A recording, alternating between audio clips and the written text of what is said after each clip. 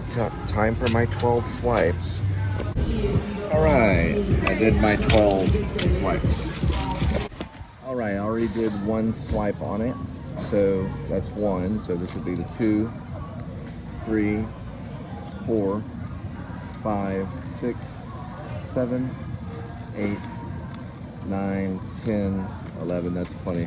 All right, so that's all I needed was 12. So probably 11, but 12 plus the other swipes, so that's more than enough.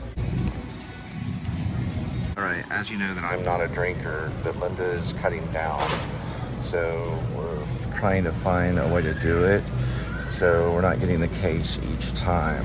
The case is like, I don't know. I don't even know how much a case is really.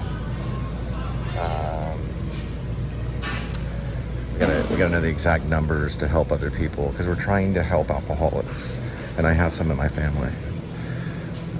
At least I think I do.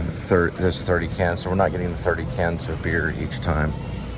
And alcoholics will be the first to tell you to grow up, but it's actually the other way around. The alcoholic learns the hard way. We're trying to help and fight alcoholism. So we're going probably to get something like this, like 5 of these or something. This is really $4.98. Great value cream cheese, 23.3 cents per ounce, or for 1 penny more per ounce. I'm just like,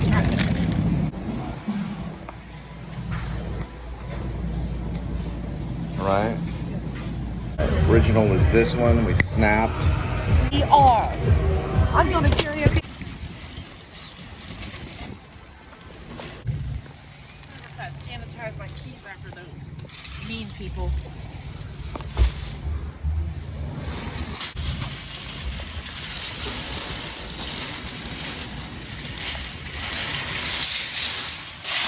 All right, sweetie. How do you know if Chris Rock has been slapped?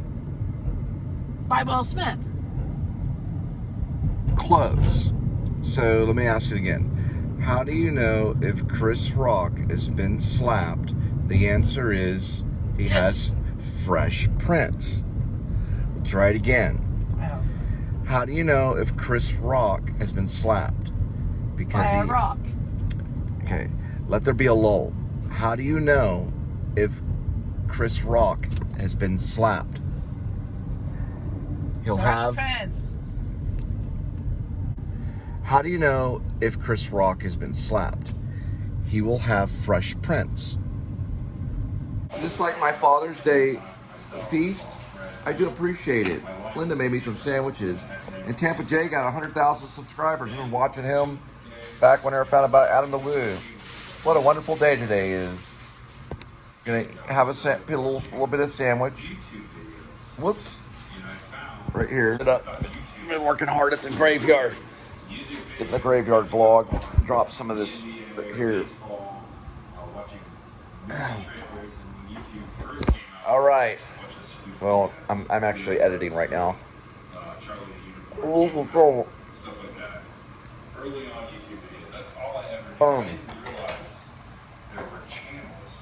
To loosen some of the loads today, man. We went out to the graveyard cemetery, the Greenwood Memorial Park. It was really. So I'm going to cut and send up a show on Father's Day for that. And also to all the fathers, happy Father's Day. My father, my grandfather, all the fathers out there. I mean, my grandfather's passed away, but yeah, happy Father's Day to the father and to my dad and to my stepdad. All right, happy Father's Day, guys.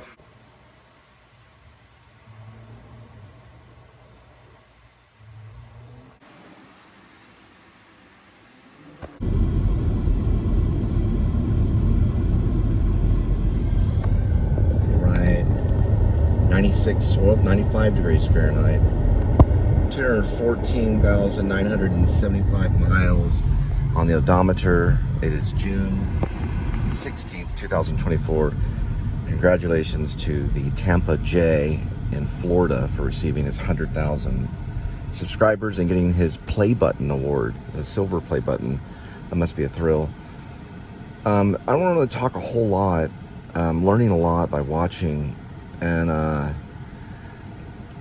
its mind story is kind of complex, wrapped up in theater and possible band, Linda and Cole band, and just it goes on and on and on. And acting, I put actor's life on this because I'll always go down as an actor, but I love the musicians too. And just, you know, I wanted to throw out the movie Fanatic with John Travolta. You know, it's good to kind of talk about movies, and John Travolta is an incredible actor, and he did a movie called The Fanatic, or I think it was called Fanatic. It was directed by a musician known as Fred Durst, who is Fred Durst is the lead singer to Limp Bizkit. It's actually a good movie. It got looked over. The rewards, you know, none of the Academy really liked it. I thought John Travolta should have been up for Best Actor. He got ripped off that year. John Travolta is one of our finest actors. Check it out. It's a little funny. It's pretty dramatic. It's a tight little movie that's done in a very cinematic way. I was just watching all these vloggers and stuff like that. We're going to pass by the butterfly. We went to Greenwood today. So Greenwood has over 100,000 graves. And amazing. It's just amazing that there's more dead buried on this planet than alive and living. But there's some theories to that, because no one really dies. We're immortal. We live forever. We choose where we go. All right, kitty. We're off to delivery.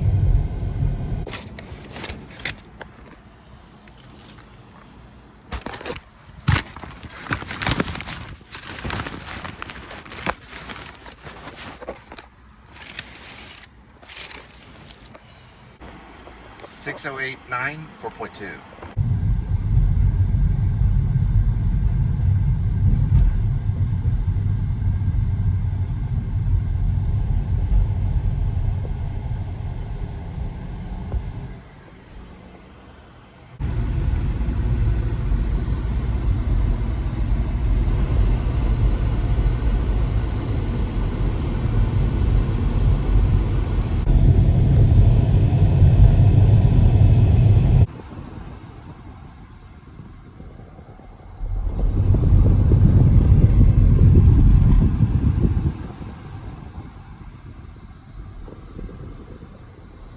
There's the horse. So that's a long time ago in Fort Worth, they'd bring their horses to this fountain for water.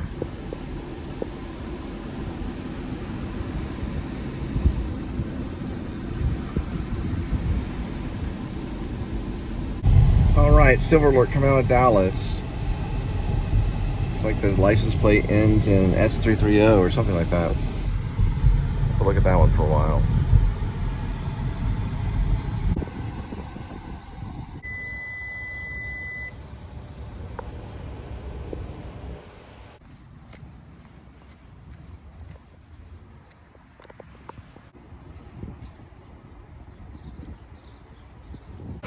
$623.8, 5.4.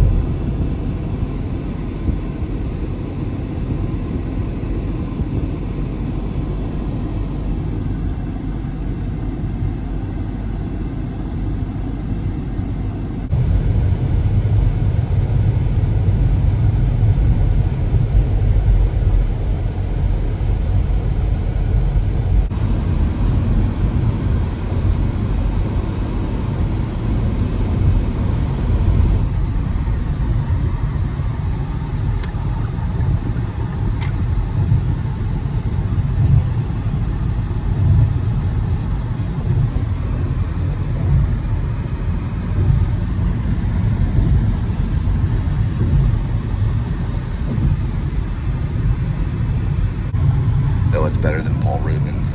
Don't want to get into it. Sunday. We have a message from God. I hope in the Lord, Isaiah 8:17 from the good book, St. Paul Lutheran's Church. We're dropping off number 2.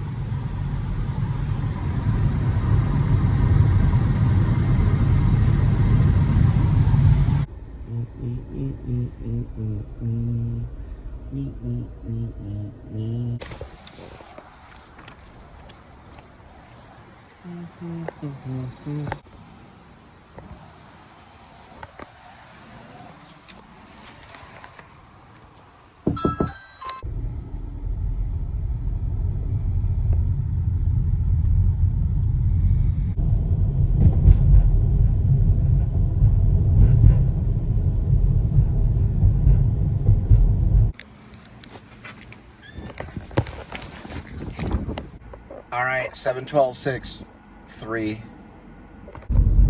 And that was once the Fort Worth ISD administration building. It was a school administration building. They flattened it. And that's where Linda and I were today at Greenwood. I've already uploaded one of the vlogs earlier today. And you'll get part 1 and part 3. I'm sorry, part 1 and part 2 and part 3, or part 1 through 3. Probably, yeah, maybe by tomorrow sometime. There's the Trinity River, and the skyline, Fort Worth. They're getting ready for the go-karts.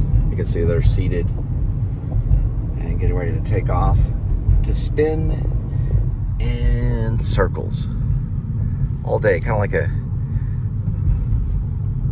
those semiconductor things, spin around subatomic particles, and then they smash them together and go, whee! Look, big explosion. Well, of course, smashing electrons together, things just go boom. Of course that happens. What else would happen? Man, you can't land on the moon with fractions. You can't land on the moon with fractions, man. Come on, you can't do that. Come on, man. You met this guy Kurtz, man. He's freaking, man, he knows, man. He knows. I found out just recently. Apocalypse Now, big fan. Francis Ford Coppola. All the ending, Dennis Hopper, all of that stuff, all of it, freaking improv. They came up with all of it. All Coppola did was walk over and talk to them about like politics and like, he's telling them this and like, he just told them the big idea. And then they came up with the dialogue, and then he filmed it. They had different plot twists. They had one where the photographer guy, I think originally his name was Huey or something like that, and then his name was Moon. He had these different names, Mooney or something. Well, that was Dennis Hopper's character. He was supposed to get shot and all this stuff and everything. I think he escapes in the director's cut. But Scott Glenn's character was supposed to have shot him with a this almost like it was like a shotgun, but they used a shotgun, but it was like blowing smoke out of it and everything because they slowed that down or sped it up or something to make it look real. Pure genius. Man, you can't land on the moon with a fraction. You can't land on the moon with a fraction. Come on, man.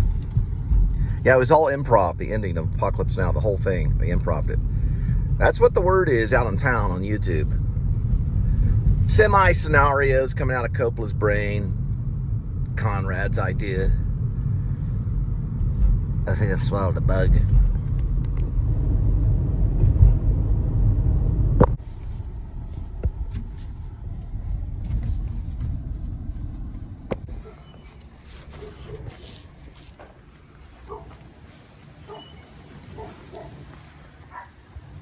If you're gonna have a front yard, you want to do something like this.